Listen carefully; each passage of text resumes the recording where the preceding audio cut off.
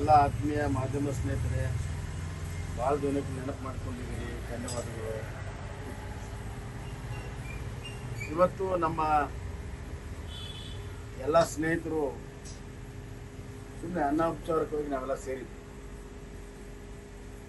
ಇದು ಸೇರ್ಬೇಕನ್ನುವಂಥದ್ದು ಹಲವಾರು ದಿವಸಗಳಿಂದ ಇತ್ತು. ಸೇರಿರುವ ಉದ್ದೇಶ ಇಷ್ಟೇ: ರಾಜ್ಯ ಸರ್ಕಾರ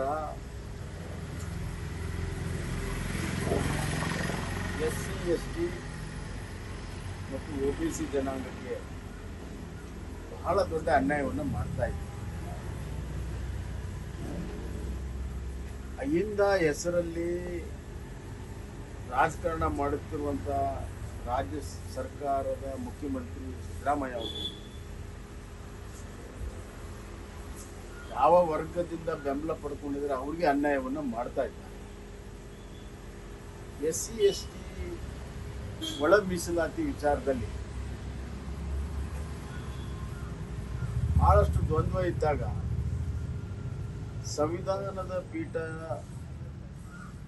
ಆ ವಿಷಯವನ್ನು ತೆಗೆದುಕೊಂಡು ಕೆಲವು ಗೈಡ್ಲೈನ್ಸ್ ಅನ್ನು ಹಾಕಿ, ಮಾನದಂಡಗಳನ್ನು ಹಾಕಿ SC ST ರಿಸರ್ವೇಷನ್ ಮಾಡುವಂಥ ಅಧಿಕಾರವನ್ನು ರಾಜ್ಯ ಸರ್ಕಾರಕ್ಕೆ ಕೊಟ್ಟು ಒಂದೇ ತಿಂಗಳಲ್ಲಿ ತೆಲಂಗಾಣದಲ್ಲಿ ಅನುಷ್ಠಾನ ಮಾಡಿದ್ರು, ಹಲವಾರು ರಾಜ್ಯಗಳಲ್ಲಿ ಅನುಷ್ಠಾನ ಮಾಡಿದ್ರು, ಹರಿಯಾಣದಲ್ಲಿ ಮಾಡಿದ್ರು, ಎಲ್ಲ ಕಡೆ ಮಾಡಿದ್ರು. ಆದರೆ ಇಲ್ಲಿ ಮೀನಾಮೇಷ ಇತ್ತು. ಯಾಕಂದರೆ ಒಳ ಮೀಸಲಾತಿ ಬಗ್ಗೆ ಕಾಂಗ್ರೆಸ್ ಪಕ್ಷಕ್ಕಾಗಲಿ, ಮುಖ್ಯಮಂತ್ರಿ ಸಿದ್ದರಾಮಯ್ಯ ಅವ್ರಿಗಾಗಲಿ, ಅಥವಾ ಅಲ್ಲಿರುವಂಥ ದಲಿತ ನಾಯಕರಿಗಾಗಲಿ ಯಾವುದೇ ಬದ್ಧತೆ ಇಲ್ಲ.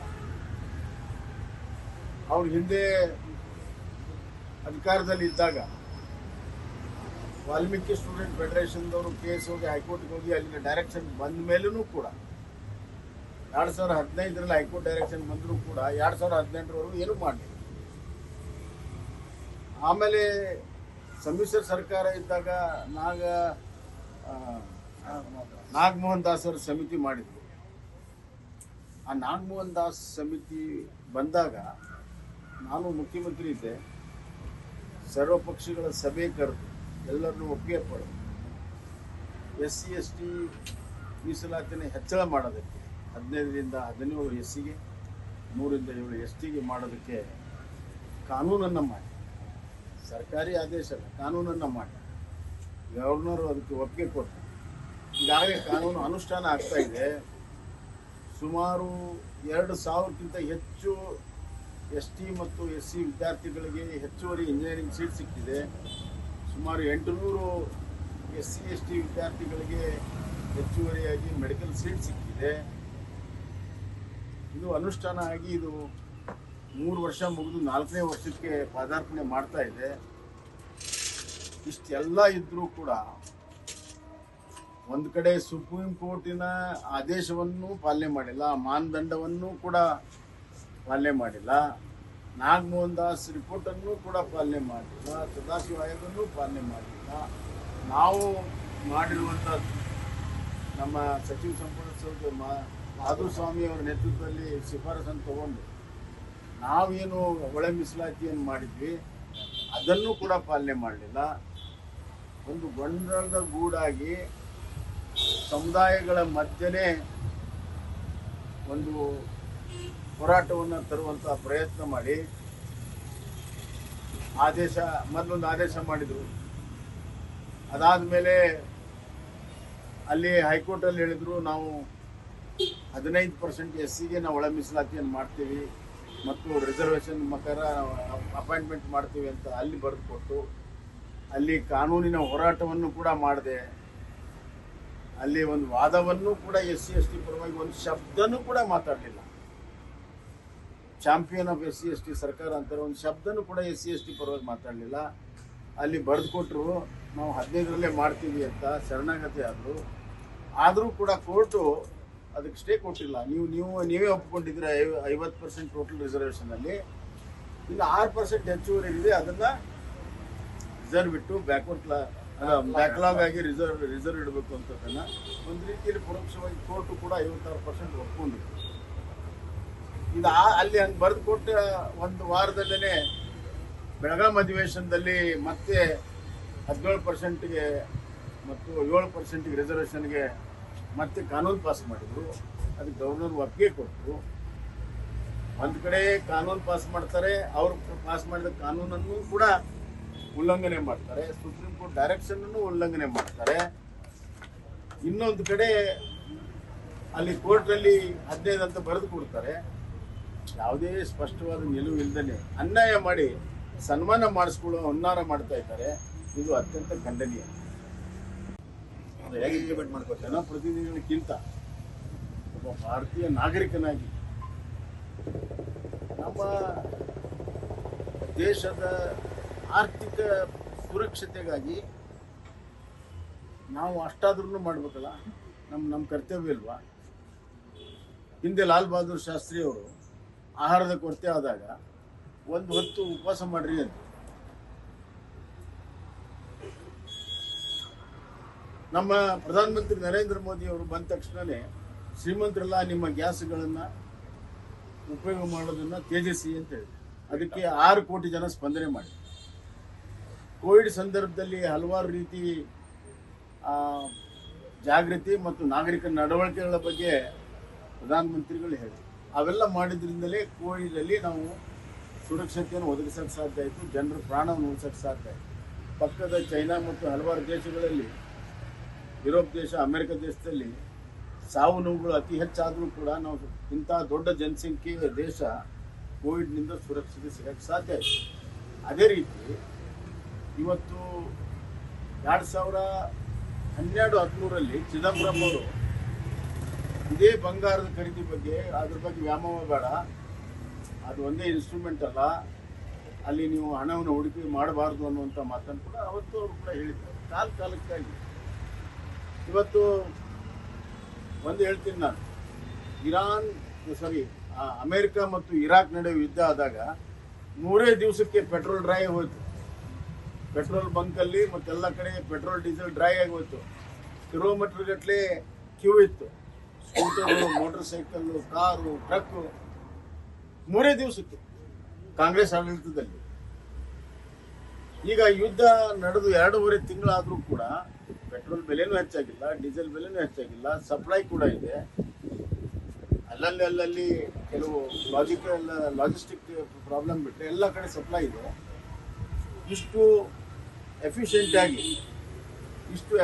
ಆಗಿ ಇದನ್ನು ನಿಭಾಯಿಸಿರುವಂತಹ ಪ್ರಧಾನಮಂತ್ರಿಗಳು ಒಂದು ದೂರದೃಷ್ಟಿ ಇಟ್ಕೊಂಡು ಅವ್ರೇನು ಯಾವುದಕ್ಕೂ ಕೂಡ ಕಡಿವಾಣ ಹಾಕಿಲ್ಲ. ಪೆಟ್ರೋಲ್ ಉಪಯೋಗಕ್ಕಾಗಿ ಕಡಿವಾಣ ಹಾಕಿಲ್ಲ.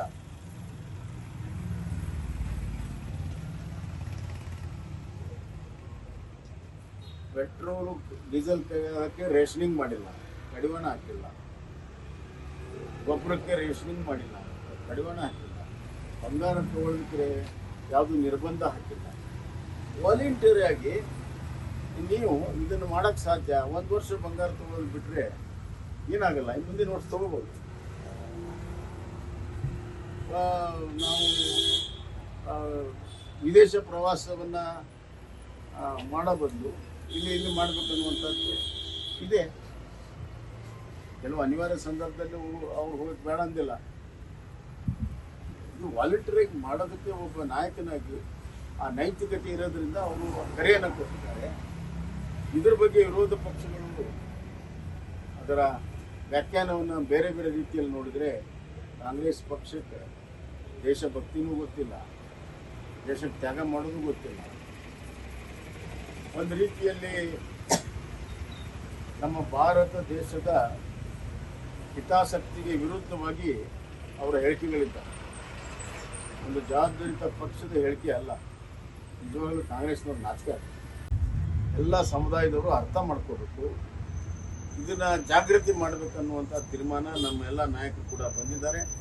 ನಮ್ಮ ಪಕ್ಷದ ಅಧ್ಯಕ್ಷರು, ಲೀಡರ್ ಆಫ್ ಅಪೋಸಿಷನ್ ಕೌನ್ಸಿಲ್ ಮತ್ತು ಅಸೆಂಬ್ಲಿ ಮತ್ತು ಹಿಂದಿನ ಸಚಿವರಾದಂಥ ನಮ್ಮ ಸಂಸತ್ ಸದಸ್ಯರು ಕಾರಜೋಳ ಅವರು, ನಾರಾಯಣ ಸ್ವಾಮಿ ಅವರು, ಹಿಂದಿನ ಮಂತ್ರಿಗಳು, ನಮ್ಮ ರವಿಕುಮಾರ್ ಅವರು, ನಮ್ಮ ದಲಿತ ಸಮುದಾಯದ ಹೋರಾಟದಿಂದ ಬಂದಂಥ ಎನ್ ಮಹೇಶ್ ಅವರು, ಎಲ್ಲರ ಅಭಿಪ್ರಾಯ ಇದು ಜಾಗೃತಿ ಮಾಡಿಸ್ಬೇಕು ಮತ್ತು ನ್ಯಾಯವನ್ನು SC/ST ಸಮುದಾಯಕ್ಕೆ ನೈಜವಾಗಿರುವಂಥ ನ್ಯಾಯವನ್ನು ಕೊಡಿಸ್ಬೇಕು ಅನ್ನುವಂಥ ಒಂದು ತೀರ್ಮಾನವನ್ನು ಇವತ್ತು ನಾವೆಲ್ಲರೂ ಸೇರಿ ಮಾಡಿದ್ದೇವೆ. ಶೆಡ್ಯೂಲ್ 9 ಬಗ್ಗೆಯೂ ಕೂಡ ಚರ್ಚೆ ಮಾಡಿದ್ದೇವೆ. ಕಾನೂನು ತಜ್ಞರ ಜೊತೆಗೂ ಕೂಡ ಇದರ ಬಗ್ಗೆ ಮುಂದೆ ಚರ್ಚೆ ಮಾಡ್ತೀವಿ. ಶೆಡ್ಯೂಲ್ 9 ಈಗಾಗಲೇ ಕೋರ್ಟ್ ಆದೇಶ ಮಾಡಿದೆ. ಶೆಡ್ಯೂಲ್ 9 ಬಂದ ತಕ್ಷಣವೇ ಅದು ಪ್ರಶ್ನಾತೀತ ಅಲ್ಲ, it can be question, it can be reviewed ಅಂತ ಈಗಾಗಲೇ 2007ರಲ್ಲಿನೇ ಸುಪ್ರೀಂ ಕೋರ್ಟ್ ಹೇಳಿದ್ದರಿಂದ ಅದಕ್ಕೆ ಶೆಡ್ಯೂಲ್ 9ಗೆ ಏನು ಒಂದು ರಕ್ಷಣೆ ಸಿಗಬೇಕು ಅದು ಸಿಗೋದಿಲ್ಲ ಅಂತ ಕೂಡ ಗೊತ್ತಿದ್ದರೂ ಕೂಡ ಅದನ್ನು ಮುಂದಿಟ್ಟುಕೊಂಡು ತಮ್ಮ ತಪ್ಪನ್ನು ಮುಚ್ಚಿಕೊಳ್ಳುವಂಥ ಪ್ರಯತ್ನ ಏನು ರಾಜ್ಯ ಸರ್ಕಾರ ಮಾಡ್ತಾ ಇದೆ ಅದರ ವಿರುದ್ಧ ನಾವು ರಾಜ್ಯಾದ್ಯಂತ ಹಲವಾರು ಸ್ತರಗಳಲ್ಲಿ ಹಲವಾರು ರೀತಿಯಲ್ಲಿ ಹೋರಾಟವನ್ನು ಮಾಡಬೇಕು ಅನ್ನುವಂಥದ್ದು ಇವತ್ತಿನ ನಮ್ಮ ಮೀಟಿಂಗಿನ ಅಭಿಪ್ರಾಯ. ಇದನ್ನು ನಮ್ಮ ರಾಜ್ಯ ಸಮಿತಿ ಮುಂದೆ ರಾಜ್ಯ ಅಧ್ಯಕ್ಷರು ಮತ್ತು ಎಲ್ಲ ಪ್ರಮುಖರ ಮುಂದೆ ಇಟ್ಟು ಮುಂದಿನ ರೂಪುರೇಷೆಗಳನ್ನು ಅಂತಿಮಗೊಳಿಸಿ ಅವತ್ತಿನ ನಾವು ಹೋರಾಟ ಮಾಡಬೇಕಂತ ಮಾಡಿದ್ವಿ, ನಿರ್ಣಯ ಕಾಯ್ತಾ ಇದ್ವಿ. ಈಗ ಅದು ಅನ್ಯಾಯ ಆಗಿದ್ದರಿಂದ ಆ ಹೋರಾಟವನ್ನು ಮಾಡಬೇಕನ್ನುವಂಥ ತೀರ್ಮಾನವನ್ನು ನಾವು ಮಾಡಿದ್ವಿ. ರಾಜ್ಯ ಸರ್ಕಾರ ಪ್ರಧಾನಮಂತ್ರಿ ಬಂದಾಗ ಗೃಹ ಇಲಾಖೆಯ ಜವಾಬ್ದಾರಿ, ಅದಕ್ಕೆ ಸಾಕಷ್ಟು SOPಗಳಿದ್ದಾವೆ. ಪ್ರಧಾನಮಂತ್ರಿ ಬಂದಾಗ ಸುರಕ್ಷತಾ ಕ್ರಮಗಳು ಏನೇನು ಮಾಡಬೇಕನ್ನುವಂಥದ್ದು ಒಂದು SOP ಇದೆ. ಆ SOPಯನ್ನು ಮಾಡಲು ವಿಫಲವಾಗಿದೆ ಅಂತ ಭಾಳ ಸ್ಪಷ್ಟ ಆಗ್ತದೆ.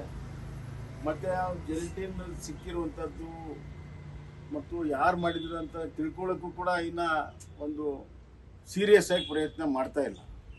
ಒಂದು ಕಡೆ CCB ಅಂತಾರೆ, ಇನ್ನೊಂದು ಅಂತಾರೆ. ಹೀಗಾಗಿ NIA ಬಂದಿದೆ, ತನಿಖೆ ಆಗುತ್ತೆ, ಸತ್ಯ ಹೊರಗೆ ಬರ್ತದೆ. ಸತ್ಯ ಹೊರಗೆ ಬಂದ ಮೇಲೆ ಯಾವುದಾದ್ರೂ ಲೋಪ ಆಗಿದ್ದರೆ ಸಂಬಂಧಪಟ್ಟಂಥ ಅಧಿಕಾರಿಗಳ ಸಮೇತವಾಗಿ ಅವ್ರ ಮೇಲೆ ಆ್ಯಕ್ಷನ್ ಆಗಬೇಕು ಅಂತ ನಾನು ಬೇಡ್ತೇನೆ. ನ್ಯೂಸ್ ಫಸ್ಟ್ ನಿರ್ಭೀತಿಯಿಂದ ನಿಮ್ಮ ಪರವಾಗಿ.